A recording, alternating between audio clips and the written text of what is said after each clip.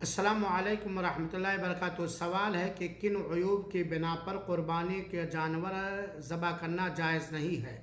حضرت برا بن عازب رضی اللہ عنہما کی حدیث میں آیا کہ نبی کریم صلی اللہ علیہ وسلم سے پوچھا گیا کہ قربانی کے جانوروں میں کس چیز سے بچا جائے، تو آپ صلی اللہ علیہ وسلم نے اپنے ہاتھ سے اشارہ فرماتے ہوئے کہا 4 چیزوں سے بچا جائے۔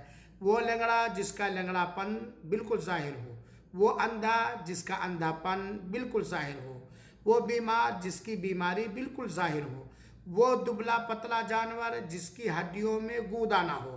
یہ صحیح سنن ترمذی کی روایت حدیث نمبر 1497 ہے۔